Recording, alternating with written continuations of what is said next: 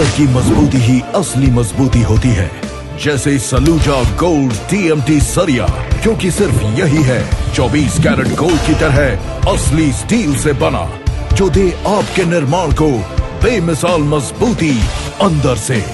Saluja gold TMT सरिया, guarantee असली steel की, गारंटी मजबूती की। नगर परिषद चुनाव को लेकर प्रत्याशियों ने अपने नामों की घोषणा करते हुए चुनावी आगाज कर दिया है। प्रत्याशी बोर्ड और होर्डिंगों के माध्यम से प्रचारित कर अपनी प्रबल दावेदारी प्रस्तुत करते हुए नजर आ रहे हैं। वही नगर सभापति पद के लिए राजद मीडिया प्रभारी और समाज सेवी उमेश कुमार ने अपनी पत्नी किरण देवी को चुनावी मैदान में उतारा है।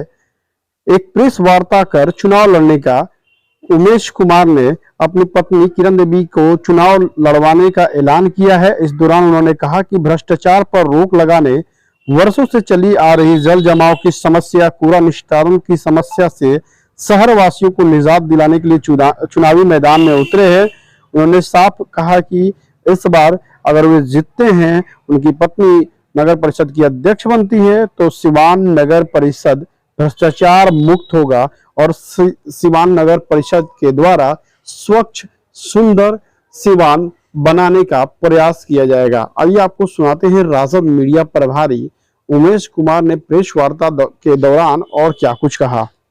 प्रेस कॉन्फ्रेंस इसलिए बुलाया गया है कि ये सिवान नगर परिषद क्षेत्र जो है सभापति का अति पिछड़ा आरक्षित है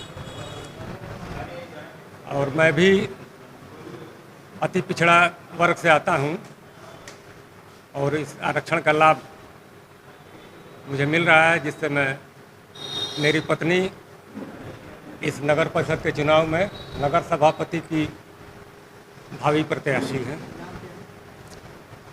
मेरा नाम, पत्नी का नाम किरण देवी है। क्या मुद्दा होगा इस चुनाव में आप लोग? इस चुनाव में मुख्य मुद्दा यही रहेगा, स्वच्छ सिवान। जो कीचड़ पूरे शहर में जमा हुआ है और जो कीचड़, भ्रष्टाचार रूपी कीचड़ जो नगर परिषद में फैला हुआ है, उसकी साफ सफाई हमारी प्राथमिकता होगी। क्या कुछ बदलना चाहते हैं नगर परिषद? नगर परिषद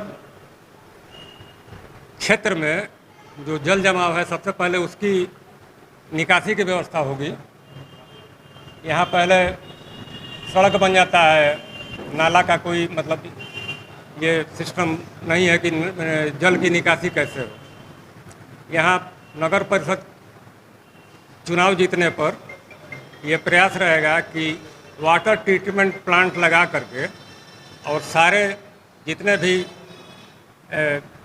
नाली का जल है, पानी है, वो सब वाटर ट्रीटमेंट से शुद्ध करके और फिर दाहा नदी में प्रवाहित किया जाए। अभी जो सीधे तौर पर गंदा पानी जा रहा है, इस पर रोक लगना चाहिए और वाटर ट्रीटमेंट प्लांट जरूर रहना चाहिए, इसलिए कि सिवान की ये जीवनदायिनी है नदी और ये पूरी तरह से बर्बाद हो गई है। चुनाव मैदान में उतरने वाले सभी प्रत्याशी यही कहते हैं कि हम विकास करेंगे, लेकिन क्या लगता है सिवान के इतने सालों में विकास नहीं होता है जो आप कर पाएंगे? जी, मैं ये कहना चाहता हूँ कि अभी कुछ वैसे प्रत्याशी इस मैदान, चुनाव मैदान में उतरेंगे जिन पर पहले से घोटाले का केस है और वो बेल पर हैं। 3 प्रत्याशी तो इसी तरह से हैं, बेल पर हैं। अब आप देखिएगा, हमसे ज़्यादा आप जानते हैं, ये उचित नहीं रहेगा कि पब्लिक तो सिवान की सब जानती है किसने घोटाला किया है, किस पर आरोप है।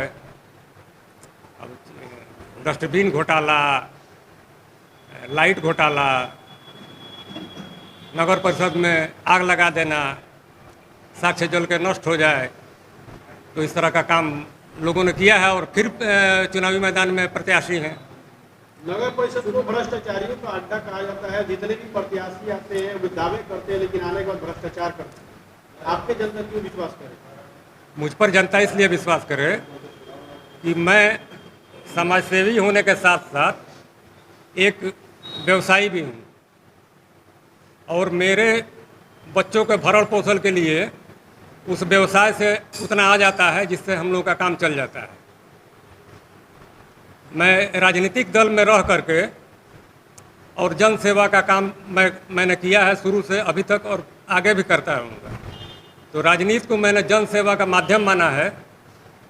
किसी एनजीओ में रह के जन सेवा में करता तो लोग ये कहते हैं कि एनजीओ चला रहा है लूटने के लिए, लेकिन राजनीति में इस तरह की बात नहीं है। मैंने हमेशा लोगों के बीच रहा हूँ और लोगों का सेवा किया। कुछ नए वार्ड जुड़े हैं, उनके लिए क्या कुछ विशेष करेंगे? हाँ, कुछ नए वार्ड जो जुड़े हैं उन पर जो नागरिक सुविधा शहर के लोगों को मिलती है वो उनको उपलब्ध कराई जाएगी। और नगर परिषद टैक्स लेता है तो एक जो मिनिमम दर होगा, सबसे निचला दर, उस दर के हिसाब से उनसे टैक्स लिया जाए। अभी नगर परिषद कौन सी सुविधा नागरिकों को प्रोवाइड करवा रहा है? क्या अब तक नगर परिषद आप किस सुविधा की बात कर रहे हैं जो नगर परिषद के माध्यम से आम लोगों तक पहुंच रही है? नगर परिषद का जो होना चाहिए सुविधा, वो सुविधा उनको भी मिलना चाहिए। नगर परिषद की सुविधा मैं बता दे रहा हूँ, अच्छी सड़क, नाले के पानी का निकासी, रोज साफ सफाई, जल जमाव से मुक्ति, ये नगर परिषद का कर्तव्य है।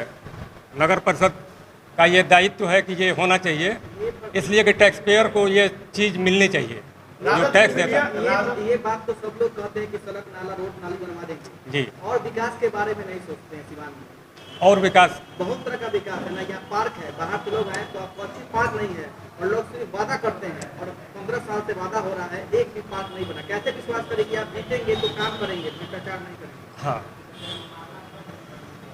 हम जीतेंगे तो काम होगा। इसलिए काम होगा कि अभी सीवान में जो भी आप डेवलपमेंट आप देख रहे हैं पहले का, वो राजद की गवर्नमेंट में था। इंडोर स्टेडियम, राजेंद्र स्टेडियम का जीर्णोद्धार, सभी कॉलेजेज का A1 का बिल्डिंग, ये राजद गवर्नमेंट का देन है। और उसके बाद की जो भी सरकारें बनी उनमें सीवान के विकास का कोई काम नहीं हुआ। राजेंद्र पार्क भी जो देख रहे हैं आप, वो राजद गवर्नमेंट का ही देन है। तो ये चुनाव जो है पार्टी लेवल पर नहीं हो रहा है। क्या सर आप आरजेडी से लंबे समय से जुड़े हुए हैं जी, और क्या ये माना जाए कि आप बीजेपी की तरफ से आप जो उसके नेता है आपको सपोर्ट करेंगे और ऐसी क्या स्थिति बनेगी? हालांकि दलगत राजनीति नहीं होती, दलगत राजनीति नहीं होती है। अब ये मेरा नागरिक अधिकार है चुनाव लड़ना, और मैं जिस श्रेणी से आता हूँ तो वो तो मेरा नागरिक अधिकार हो गया। मैं राष्ट्रीय जनता दल का जिला प्रवक्ता हूँ और एकीकृत जनता दल के समय से अभी तक अभी राष्ट्रीय जनता दल में ही हूँ। तो और सौभाग्यवश मैं जिस पार्टी में हूँ उस पार्टी की सरकार बनी है। तो मैं सीवान के लोगों के विकास के लिए अगर अपने बड़े नेताओं से रिक्वेस्ट करूंगा तो मेरा ये विश्वास है कि वो निश्चित रूप से इसको मानेंगे और सीवान का विकास होगा। सांसद मोहम्मद शहाबुद्दीन के काफी करीबी रहे हैं उनके परिवार से, तो क्या माना जब उनके परिवार का समर्थन आपको मिल रहा है? उनका एक जनाधार है वो सांसद मोहम्मद शहाबुद्दीन के परिवार का। मैं पार्टी का अनुशासित सिपाही हूँ और अपने बड़े नेताओं के मर्जी के खिलाफ मैं कुछ नहीं कर सकता हूँ। अब आप क्या लगता समझिए, है ना आपका संकेत मिल चुका है आपको चुनाव लड़ने के लिए? मेरे साथ सबकी सहानुभूति है, इसलिए कि मैंने बिना किसी के मर्जी के ये नहीं कर सकता। क्या लगता है राजद के सिपाही जो है वो भ्रष्टाचार को खत्म करेगा और नगर परिषद के क्षेत्र में बड़ा विकास करेगा? निश्चित रूप से राजद गवर्नमेंट में कृष्णा देवी चेयरमैन थी। 1 रुपये का करप्शन का उन पर चार्ज नहीं है, 1 रुपये का। उसके बाद जितने चेयरमैन आए यहाँ पर उन्होंने जम करके लूटा है नगर परिषद को। ठीक है, आपने लूट की बात की सर, पिछले 10 वर्षों में लगभग हुआ है। जी जी, एक नागरिक के तौर पर, एक राजनीतिक कार्यकर्ता के तौर पर आपने इस घोटाले को रोकने का अपने तरफ से भरसक प्रयास किए हैं क्या? इस घोटाले को आप रोक कैसे पाएंगे? घोटाला होने के बाद न करेंगे। इसके लिए निगरानी की टीम आई हुई है, सीवान में कई बार चेक की है और लोगों पर मुकदमा हुआ है, लोग बेल पर हैं। सीवान की जनता से क्या अपील करेंगे? सीवान की जनता से अपील करेंगे कि प्रत्याशियों को देखे परखे समझे और दागी प्रत्याशियों को अपना वोट नहीं दे। मैं अपनी पत्नी के बारे में कहूँगा कि वो किसी तरह का चार्ज नहीं है, कहीं कोई दिक्कत नहीं है। अगर जनता के भरोसे पर अगर आप खड़े नहीं करते हैं तो फिर क्या करेंगे? वैसे जनता के पास फिर मौका आएगा, लात मार के उतार देगी। धन बल का प्रभाव बढ़ा है इस चुनाव पे, इसको लेकर आप कैसे इस बात को? धन बल का प्रभाव मतलब कुछ यहाँ पर ज़्यादा हुआ है सीवान में, उससे धन बल से हमको कोई मतलब नहीं है। हमको जनता का विश्वास चाहिए और जनता के उम्मीदों पर खरा उतरेंगे तो चुनाव में मेरी जीत निश्चित है। मैं विकास करने की कोशिश करूंगी और हमारे पति हमारे साथ हैं, वो पहले से जनता की सेवा किए हैं तो मैं उनके साथ मिलके आगे बढ़ना चाहती हूँ। सीवान की जनता से क्या अपील करेंगे? सीवान से की जनता से हमें यही अपील है कि हमें आशीर्वाद दें, आगे बढ़ने की मौका दें। चिकित्सा के क्षेत्र में करियर बनाना हुआ आसान, बने इलेक्ट्रो होम्योपैथी चिकित्सक अधिकृत स्वास्थ्य एवं परिवार कल्याण मंत्रालय भारत सरकार। NIMS electro homeopathy cancer research hospital, साथ ही कैंसर जैसी जानलेवा बीमारी के इलाज कराने के लिए अब आपको बड़े शहरों में जाकर भटकना नहीं पड़ेगा, क्योंकि आपके अपने शहर सिवान में कैंसर का सफल इलाज होता है। जी हाँ, डॉक्टर मोहम्मद इंतखाब परवेज के यहाँ हर्बल से निर्मित इलेक्ट्रो होम्योपैथी द्वारा कैंसर जैसी बड़ी और खतरनाक बीमारियों का सफल इलाज किया जाता है। सभी प्रकार की कैंसर की बीमारियों में सफलता पूर्वक इलाज के लिए आज ही संपर्क करें। डॉक्टर मोहम्मद इंतखाब परवेज, सिसवन ढाला, लक्ष्मीपुर, सिवान। संपर्क नंबर है 9472250677।